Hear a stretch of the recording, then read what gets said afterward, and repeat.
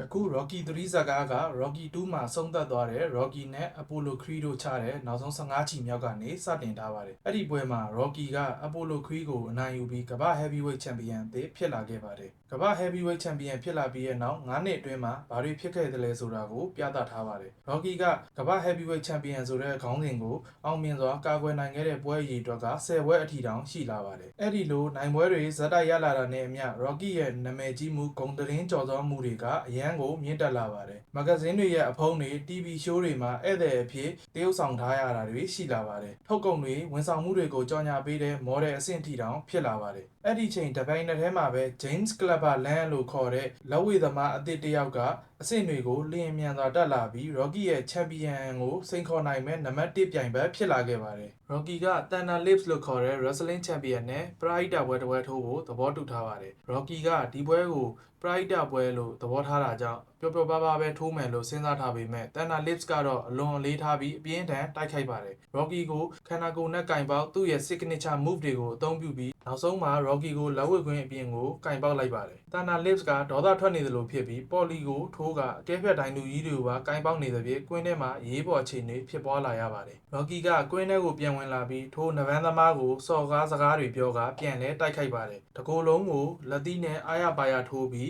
Thunder Lips ရဲ့လယ်ပင်ကိုညှစ်ကနောက်ဆုံး Thunder Lips ကိုကိုယ်တိုင်ကွင်းပြင်ကိုကင်ပေါက်နိုင်လိုက်ပါတယ်။အဲ့ဒီနောက်မှာခေါင်းလောင်းတန်ထွက်ပေါ်လာပြီးပွဲကိုတရေဖြစ်ကြေညာလိုက်ပါတယ်။ Thunder Lips ကစိတ်ငြိမ်သွားတော့မှ Rocky ကမင်းကဘာလို့ဒီလောက်ယူယူမူမူထိုးနေတာလဲလို့မေးပါတယ်။အဲ့အချိန်မှာ Thunder Lips ကဒါကနဗန်းရဲ့သဘောတရားပဲလေလို့ပြန်ပြောလိုက်ပါတယ်။နောက်ပိုင်းမှာ Thunder Lips ကပြုံးနဲ့ Rocky ရဲ့ပရိသတ်အတွက်ကျေးဇူးတင်တဲ့အကြောင်းကိုပြသတဲ့အနေနဲ့ Rocky ရဲ့ဇနီးနဲ့သားနဲ့အတူသဘုံရိုက်ဖို့သဘောတူလိုက်ပါတယ်။ Philadelphia မြို့ကအနုပညာပြတိုက်လမ်းပေါ်မှာ Rocky ကသူ့ရဲ့ကြီးမားတဲ့ရုပ်ထုကြီးကိုပွင့်လင်းပြသနေပါတယ်။အဲ့ဒီအခမ်းအနားမှာ Rocky ကလက်ဝှေ့မှာအနားယူတော့မယ့်အကြောင်းကိုလည်းကြော်ညာထားပါတယ်။ထို့အချိန်မှာအခမ်းအနားကိုတက်ရောက်နေတဲ့ Clubber Lang ကရှေ့ကိုထွက်လာပြီးတော့ Rocky ကိုလူသိရှင်ကြားစိန်ခေါ်လိုက်ပါတယ်။ Rocky ရဲ့ Champion ကာကွယ်ပွဲတွေကလုပ်ပွဲတွေလိုစီစဉ်ထားတဲ့ပွဲတွေဖြစ်တယ်လို့ဝေဖန်ထားပါတယ်။ပြီးတော့ Clubber Lang က Adrian ကိုလိမ်မိုင်းဆိုင်ရာအဓိပ္ပာယ်တွေပါဝင်တဲ့စကားတွေပြောလိုက်တာကြောင့် Rocky ကအလွန်ဒေါသထွက်ပြီးတော့ Clubber Lang ရဲ့စိန်ခေါ်မှုကိုသဘောတူလိုက်ပါတယ်။ Rocky ရဲ့ဆရာ Mickey ကတော့ဒီပွဲကိုမထိုးစေချင်ပါဘူး။နောက်ပိုင်းမှာ Mickey က Rocky ကိုအမှန်တိုင်းပြောပြပါတယ်။ Rocky ကဒီ9နှစ်အတွင်း Champion ကိုကာကွယ်ခဲ့တဲ့ပြိုင်ဘက်တွေက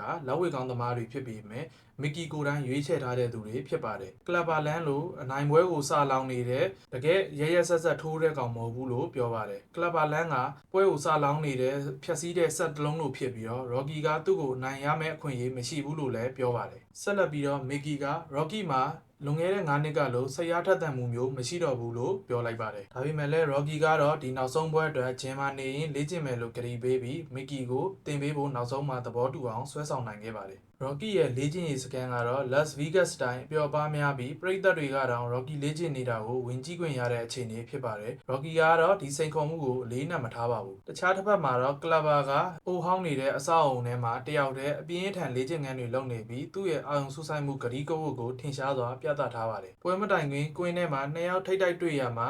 Clubber Lang က Mickey ကိုစောင့်တုံပြလိုက်တဲ့အချိန် Mickey ကနှလုံးရောဂါတက်သွားပါတယ်။စိတ်ထိခိုက်သွားတဲ့ Rocky ကပွဲကိုဖျက်ချင်ပေမဲ့ Mickey ကတော့ဒေါသထွက်ပြီးဆက်ထိုးဖို့တိုက်တွန်းထားပါတယ်။ပွဲစားတဲ့အချိန်မှာ Rocky ကဒေါသအပြည့်နဲ့သူ့ဆရာရဲ့အခြေအနေကြောင့်စိတ်လဲအလွန်စွာမတည်မငြိမ်ဖြစ်နေပါတယ်။ပွဲစားမှာ Rocky က Clubber ကိုအစောဆုံး knock out ရဖို့ရည်ရွယ်ပြီး Clubber ကိုအသေးအံထိုးနေပါတယ်။ဒါပေမဲ့လည်းအားကောင်းပြီးပြင်ဆင်မှုကောင်းတဲ့ Clubber Lang ကမထိခိုက်ပဲချက်ချင်းပြန်သာလာပါတယ်။ဒုတိယချီမှာတော့ Clubber က Rocky ကိုဇက်တိုက်ထိုးကပွဲကိုလွှမ်းမိုးထားပါတယ်။ဒုတိယချီပြီးကန်ဒီမှာ Rocky က Clubber ကိုမရှင်နိုင်တော့ပဲ Clubber ကအလွန်ပြင်းထန်တဲ့ထိုးချက်တွေနဲ့ Rocky ကိုအမောက်သိပ်ချကအနိုင်ယူလိုက်ပါတယ်။ရှုံးနိမ့်သားတဲ့ Rocky ကအဝေးလဲကန်းကိုပြန်သွားပြီးအသက်တငင်ငင်ဖြစ်နေတဲ့ Mickey ကိုပွဲကဒုတိယချီမှာတင်အမောက်သိပ်ပြီးဆုံးသက်သွားပြီလို့ပြောပြပါတယ်။ဒါပေမဲ့လည်းသူကဘသူနိုင်သွားတယ်ဆိုတာကိုတော့မပြောပါဘူး။ Mickey က Rocky ကိုသူ့ကိုရမ်းချစ်တဲ့အကြောင်းပြောပြီးနောက်ဆုံးမှာအသက်ဆုံးရှုံးသွားပါတယ်။ Rocky ကအလွန်မင်းကိုစိတ်တက်ကြသွားပြီး Mickey ရဲ့သေဆုံးမှုအတွက်ဝမ်းနည်းမှုတွေကိုမခံမရနိုင်ဖြစ်နေပါတယ်။ Mickey ကိုတကြိုပြီးတဲ့နောက်မှာပိတ်ထားတဲ့ဂျင်ကို Rocky ကသွားရောက်တဲ့အခါမှာ Apollo Creed က